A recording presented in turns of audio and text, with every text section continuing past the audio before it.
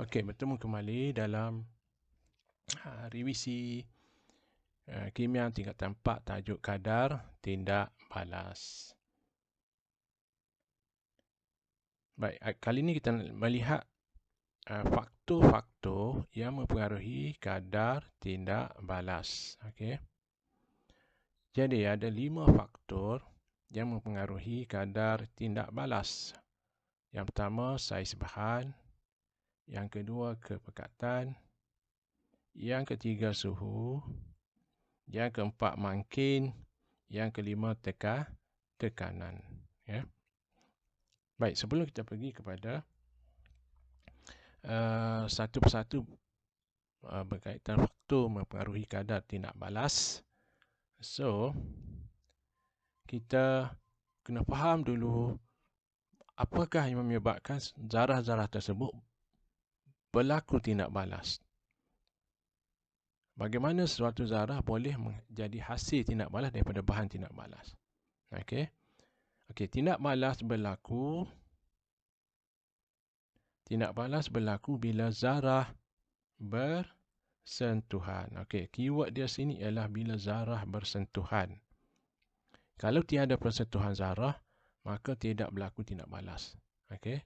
Katakanlah awak nak buat air kopi, awak ambil gula, cawan yang berlainan, air panas dalam cawan berlainan, kopi dalam bekas yang berlainan. Ada tak berlaku persentuhan? Tak berlaku persentuhan. Maka tiada berlaku persentuhan, air kopi tak akan terhasil. Okay? Jadi bila awak satukan dia dalam satu bekas, maka berlaku persentuhan, maka berlakulah kadar tindak balas. Jadi keyword dia untuk berlaku tindak balas ialah zarah bersentuhan. Okay? Baik, kita pergi satu persatu. Yang pertama ialah saiz bahan. Okay? Saiz bahan, dia ada kaitan dengan luas permukaan. Okay? Tengok contoh rajah ni. Satu ialah ketulan besar, kemudian kita potong ketulan kecil, ketulan besar ni kepada ketulan yang lebih kecil. Okay?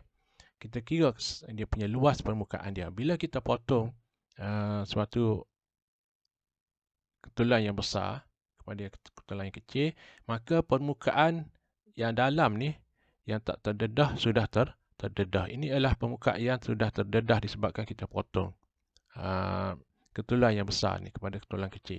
Bila dia terdedah, maka dia boleh bersentuhan. Okay? Maka lebih cepatlah suatu tindak balas itu berlaku. Okay? Ataupun dengan perkataan, bila semakin kecil saiz bahan, semakin tinggi luas permukaan. Maka bila semakin tinggi luas permukaan, semakin tinggi kadar tindak balas. Okay? Jadi, untuk saiz bahan yang lebih kecil, kadar tindak balas yang lebih tinggi. Katakanlah awak nak makan ubat, nak cepatkan dia punya kesel dia, so awak kecilkan saiz pil yang awak makan tu. So awak akan dapat efek yang lebih cepat sebab dia bertindak balas dengan lebih cepat. Awak patah-patahkan pil tu kepada bahagian yang lebih kecil. Okey, itu contoh dia. Baik, kemudian kepekatan. Yang kedua ialah kepekatan. Kepekatan, maksud kepekatan ialah jumlah zarah per unit isi padu. Okey, katakanlah awak ada rajah ni, rajah A dan B. Mana yang lebih pekat? Okey, berdasarkan rajah ni, isi padu dia sama. Sama isi padu dia, bekas dia sama besar, cuma di dalam bekas B, dia punya zarah dia lebih banyak, maka yang ni lebih pekat. Bila dia lebih pekat, dia ada ruang yang sedikit berbanding bahagian bekas A, di mana ada banyak ruang. Jadi bila ada ruang yang sedikit, dia mudah bersentuhan. Jadi bila dia mudah bersentuhan, maka dia lebih cepat berlaku kadar tindak balas. Jadi kepekatan tinggi, kepekatan tinggi, kadar tindak balas tinggi. Kadar tindak balas tinggi. Jadi kadar tindak balas bagi B lebih tinggi bagi kadar tindak balas A. Yang ketiga ialah suhu. Suhu ni ada kaitan dengan tenaga kinetik zarah. Bila kita kenakan haba kepada suatu zarah, okey, maka zarah ni akan bergerak dengan lebih cepat sebabkan dia menerima tenaga kinetik daripada haba. Katakanlah kita ada bahan A, kita ada bahan B. B ni kita panaskan dia, okey. Maka kita boleh lihat dalam bekas B ni zarah dia bergerak dengan lebih cepat. Katakanlah ni suhu dia 20 degree Celsius, yang ni suhu dia 60 degree Celsius.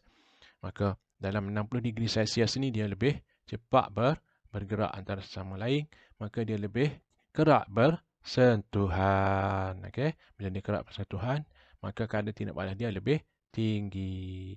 Maka suhu tinggi, kadar tindak balas tinggi. Okey. Yang keempat. Yang keempat ialah mangking. Mangking ni tiada kaitan dengan bersentuhan. Mangking ni dia ada kaitan dengan tenaga pengaktifan. Okey. Tenaga pengaktifan. Okey.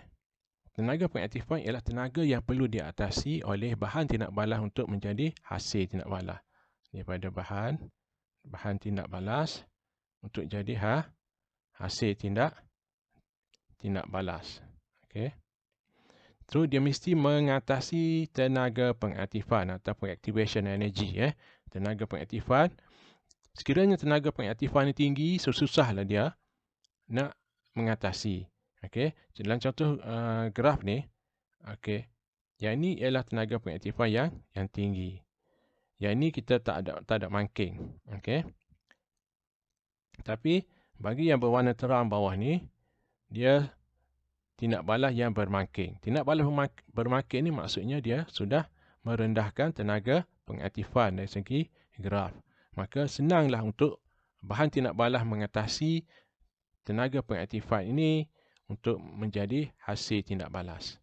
Maka bila kita gunakan mangking, mangking tadi akan merendahkan tenaga pengaktifan. Okey. Mangking tidak terlibat dalam suatu tindak balas. Dia hanya merendah ataupun meninggikan tenaga pengaktifan. Mangking ada dua. Satu mangking positif, satu lagi mangking negatif. Mangking positif dia akan merendahkan tenaga pengaktifan, mempercepatkan kadar tindak balas. Dan mangking negatif dia akan meninggikan tenaga pengaktifan dan melambatkan kadar tindak balas. Dua-dua ada guna. Untuk mempercepatkan kadar tindak balas pun ada guna dia. Untuk memperlambatkan kadar tindak balas pun ada guna dia. Dua-dua ada dalam industri. Okey.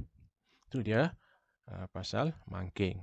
Kemudian akhir sekali ialah yang kelima ialah tekanan. Tekanan ini adalah ada kaitan dengan ruang sesuatu bekas yang terisi bahan tindak balas zarah-zarah yang bertindak balas.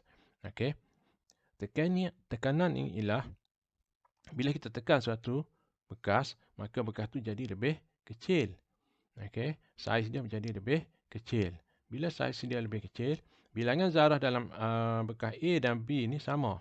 Okey, cuma dalam bekas B saiz dia lebih kecil. Bila saiz lebih kecil, maka keupayaan untuk zarah itu bersentuhan lebih tinggi berbanding A. Bila kita tekan dia, katakanlah ni gas, kita tekan dia, okey, maka dia senang untuk bersentuhan, maka kadar tindak balas dia lebih tinggi. So kadar tekanan tinggi, maka kadar tindak balas tinggi. Ini sesuai untuk gas. Tekanan ni biasanya adalah untuk gas, untuk gas, untuk zarah yang bergas. Jadi tekanan tinggi, kadar tindak balas tinggi. Okey. Jadi dalam kelima-lima faktor kadar tindak balas ni hanya mangking saja yang tidak melibatkan bersentuhan. Yang keempat lagi semua melibatkan bersentuhan. Keyword dia ialah bersentuhan. Okey. Okey, saya harap faham. So kita sambung.